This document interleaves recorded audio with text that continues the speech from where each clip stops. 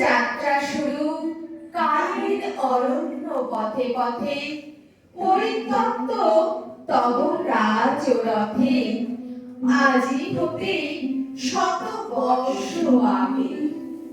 অস্তগোধূলির সন্ধ্যার আগে যে দিগন্ত হয়েছে রক্তিম, সেটা আজ কারো চিত্ত বিনা তন্ত্রিতে তন্ত্রিতে বাজে কিনা সে কথা শোধাও। শুধু দিয়ে যাও ক্ষণিকের দক্ষিণ বাতাসে তোমার সুবাস, বাণীহীন অন্তরে অন্তিম আভাস।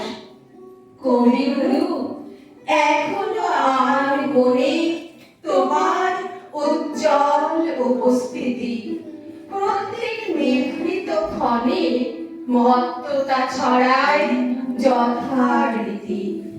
এখনো তোমার গানে সহসা উদ্বেগ হয়ে উঠি, নির্ভয়ে উপেক্ষা করি জনমের নিঃশব্দ ভ্রুকুটি। এখনো প্রাণের স্তরে স্তরে তোমার নামের মাটি সোনার ফসল তুলে ধরে। এখনো স্বগত ভাবাবেগে মনের গভীর অন্ধকারে তোমার সৃষ্টিরা থাকে জেগে।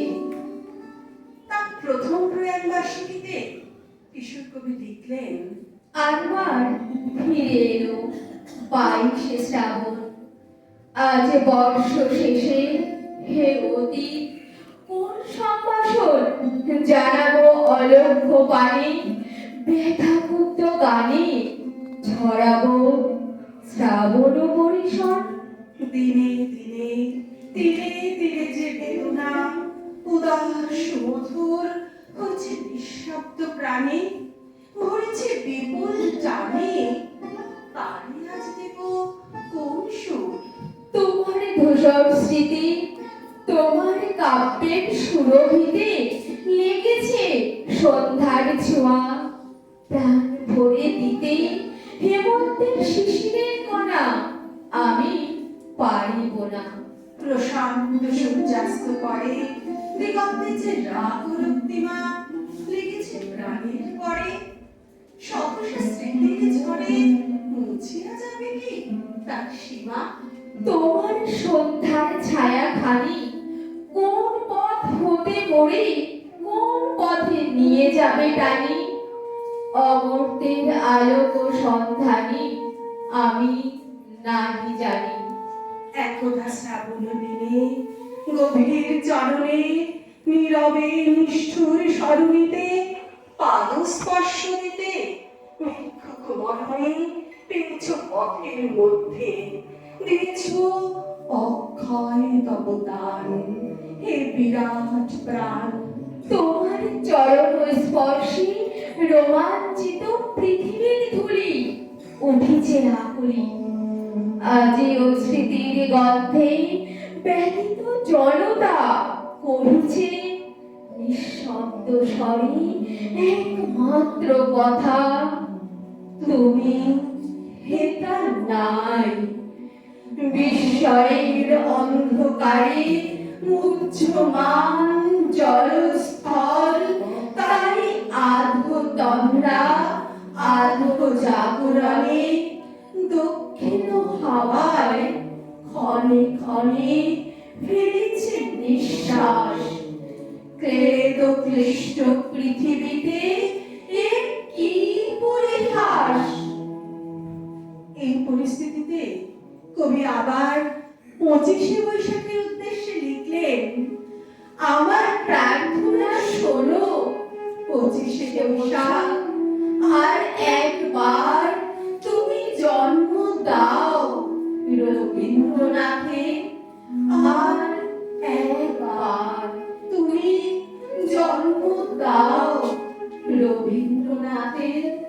হতাশায় স্তব্ধ বাক্য ভাষা চাই আমরা নির্বাক, পাঠাবো মৈত্রীর বাণী সারা পৃথিবীকে জানিবে। রবীন্দ্রনাথের কণ্ঠে আমাদের ভাষা যাবে শোনা, ভেঙে যাবে রুদ্ধশ্বাস নিরুদ্যম সুদীর্ঘ মৌনতা।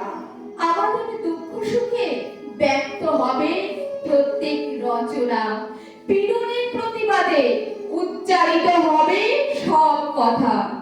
আমি দিব্যচক্ষে দেখি অনাগত সে রবীন্দ্রনাথ দস্যুতায় দৃপ্ত কণ্ঠ ধৈর্যের বাঁধন যার ভাঙে দুঃশাসনের আঘাত, যন্ত্রণায় রুদ্ধ ভাব, যে যন্ত্রণা সহায়হীনের।